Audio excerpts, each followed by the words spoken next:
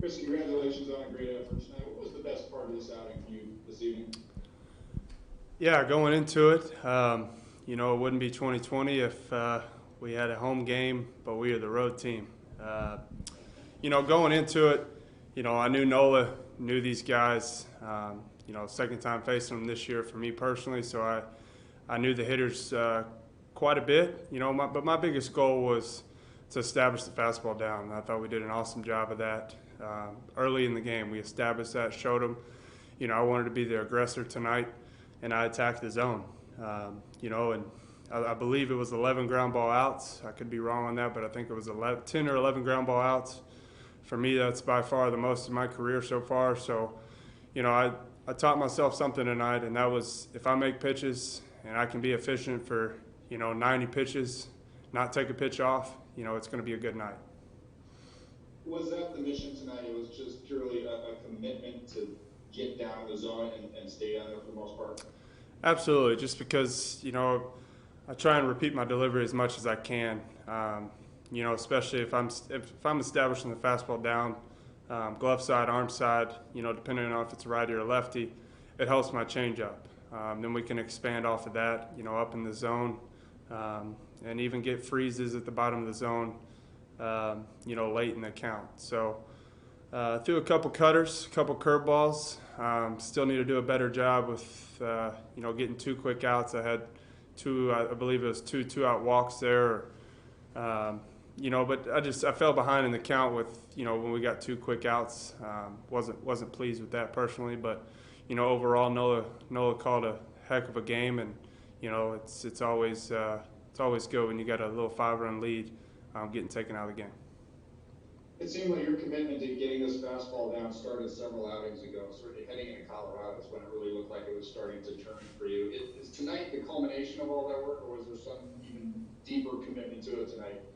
Yeah, I would say, that's funny that you bring that up because I wrote that down in my journal last night about the Colorado series. My first outing in Colorado, I knew I had to establish the ball down there with altitude and all that comes into be a factor there. But, I just reflected on what I wrote down, mentally. That's what it's been key for me over the past couple starts is being mentally fatigued when I get taken out of the game, making sure that I did my job, making sure I didn't take a pitch off, something I said at the beginning of the interview. But, man, it felt good to, get six innings, no runs under my belt.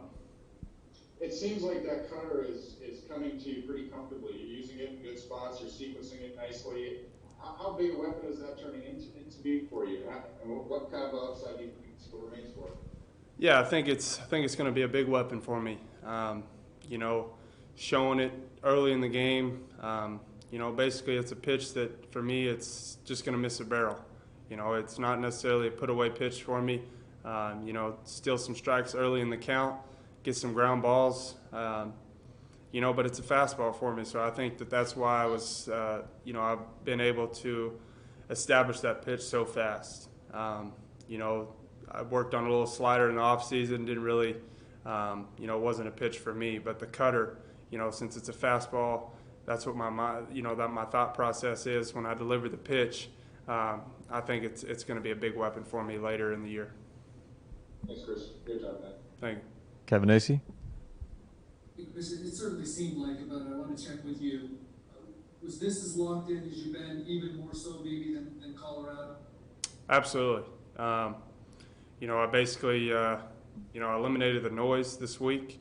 Put my phone away and got back to myself. I proved to myself, reminding myself who I am. And obviously, 8 games away from making history here again in San Diego. I want to be a part of that group. So I had to prove myself what I'm capable of tonight. Coming into 3-game series against Seattle, game 1 is pretty important. So I wanted to set the tone for the boys tonight. And man, like I said, it did feel good to have a little success tonight. It really sounds like you have gone back to what you have had success with your whole life, is turning your focus inward, and then things will take care of themselves. But what did you think about your place, Gary goes to the bullpen. You hadn't been pitching very well. I mean, what did you think about your place kind of in the rotation going into the postseason before tonight? Oh, I'm in there. There wasn't a doubt in my mind. I've heard a little bit of the noise outside in the world, but that is what it is. This game is very difficult. Everybody's going to struggle.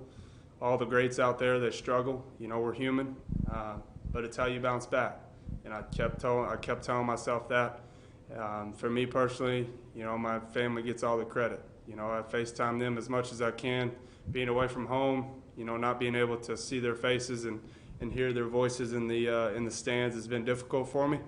But they're my supporters. So credit goes back to them at home if they're watching this. I love y'all very much, and I'm excited for the next start. Can you just briefly go over the ankle injury and how it happened, and then it looked like pretty good the next day or two after that. What was the recovery like?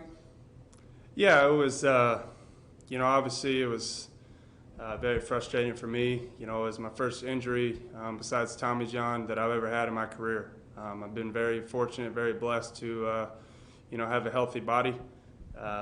It was just one of those weird injuries. I tweaked it. It wasn't really my ankle. It was the inside part of my foot. I felt it the second pitch of the game against the Giants. It wasn't a pop. It was more like a cramp feeling. I don't know if anybody's ever got a cramp in their foot. That's kind of what it felt like. So every time that I was putting tension on it, every pitch, it felt like it was just stretching. Tried to grind through it. That second inning, looked up there, saw a couple 90, 91s. Team knew right away that something was up. Got my ankle taped in the first inning. But credit to our training staff. They've done a heck of a job of getting me back out on the field. Obviously, I wanted to pitch, Game 3 against the Dodgers, but I would much rather pitch on October 20th, deep into playoffs and look at the bigger picture. AJ Cassavell. Chris, knowing that you might only have one more start before most important starts, how important is it for you to have outings like this to kind of get in that rhythm before October? It's very important. I'm a big believer. It's not how you start, it's how you finish. Especially using that energy going into playoffs like you're saying, but also the off season. You never want to have a little doubt going into the off season, but I'm going to prepare just like I did this week. Be the aggressor, attack the zone, get ready for the Giants. That's going to be a big series after we finish Seattle, and then we play, the Angels at home as well. So, like I said, we got 8 games left, I believe it is. We're taking one game at a time. We got a special group of guys in this clubhouse. 2 MVP candidates, Rookie of the Year. You got the Nelson Lamet, Cy Young talks. Man, it's been a blessing. It's been fun to be a part of this group. What was it like for you facing Ty and these guys that you know pretty closely? I knew that was going to be a question. I had to really, slap myself in the face and lock it in. I knew that I couldn't look at those guys in the eyes just because knowing Ty, he was probably going to try and make me laugh up there, get me out of my groove. But it's business. It's you never want to see your guys go that you build a relationship with. But I wish those guys nothing but the best, and I know they're going to have successful careers. All right, we'll finish up with one more question from Bob Scanlon. Just going back to the cutter that you're throwing out, you mentioned you were throwing a slider in spring training, really weren't feeling it. Did you change your grip to tighten it up? Because now it truly is a nice little tight cutter. Yeah, I think, the slider was kind of like a curveball, like a slurve. That's why I was, I never really could establish it, especially with the way the game is nowadays. You look at Lamet, you look at G. Rich's, you look at Clevenger's slider. Those guys, it's a power pitch. So for me, sometimes it's the cutter that I throw. Sometimes is kind of like a slider, has a little depth. But we changed the grip. It's more of a fastball, kind of off-center grip. To where I'm not overthinking the grip, trying to, do too much with it. I'm throwing it literally offset fastball and letting the grip do the work. Thanks. All right. Thank you very much, Chris. Appreciate it. Thanks, everybody. We'll see you tomorrow. Manny MVP.